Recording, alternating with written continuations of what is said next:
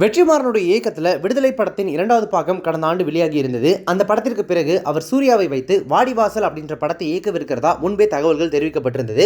ஆனால் சில காரணங்களால் அந்த படம் தாமதமாகிறதுனால அந்த படத்திற்கு பதிலாக வெற்றிமாறன் சிம்புவை வைத்து வேறொரு படத்தை எடுக்க போறதா பேசப்பட்டது. அதற்காக வெற்றிமாறன் மேற்கொண்ட ப்ரோமோ ஷூட் புகைப்படங்களும் இன்டர்நெட்டில் கசிந்தன. தன்னுடைய அடுத்த படம் குறித்து பல்வேறு ஊடகங்கள் பேசப்பட்டு வரும் நிலையில் இயக்குனர் வெற்றிமாறனே தன்னுடைய அடுத்த படம் குறித்து விளக்கம் அளித்து ஒரு காணொலியை வெளியிட்டிருக்காரு.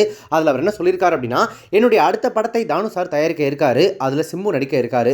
நீங்க என்னுடைய அடுத்த படத்தை பத்தி கேட்டீங்க, அதற்கான பதில் இதுதான்.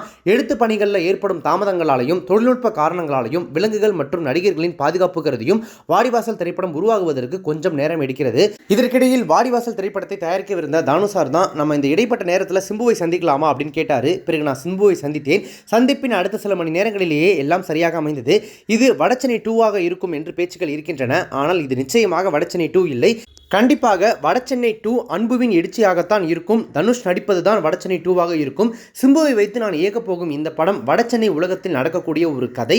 வடச்சென்னை திரைப்படத்தினுடைய கதை நிகழக்கூடிய காலகட்டத்தில் தான் இந்த படத்தின் கதையும் நிகழும். வடச்சென்னை திரைப்படத்தில் வரக்கூடிய பெரும்பாலான கதாபாத்திரங்கள் சிம்புவை வைத்து நான் இயக்கப் போகும் இந்த திரைப்படத்தில் இடம்பெறும் அப்படின்னு சொல்லி வெற்றிமாறன் ஒரு எக்ஸ்க்ளூசிவ் அப்டேட்டை அவரே அவருடைய காணொலியில் தெரிவிச்சிருக்காரு. ஸோ இதன் மூலமாக வடச்சென்னை யூனிவர்ஸை வெற்றிமாறன் கிரியேட் பண்ணுறாரு அப்படின்றது ஆல்மோஸ்ட் உறுதியாயிடுச்சு. ஆமாங்க, வடச்சென்னை தனுஷ் நடிச்சு ஒரு படம் வெளியாகி இருந்துச்சு இல்லையா, அதனுடைய பார்ட் 2க்காக ரசிகர்கள் ரொம்ப ஆர்வமாக ஆல்ரெடி பல வருஷங்களாக காத்துட்டு இருக்காங்க. இதற்கிடையில் வடச்சென்னை உலகத்தில் நடக்கக்கூடிய இன்னொரு கதையில் சிம்புவை வச்சு வேறொரு கதை வெற்றிமாறன் டைரக்ட் பண்ணி இருக்காரு.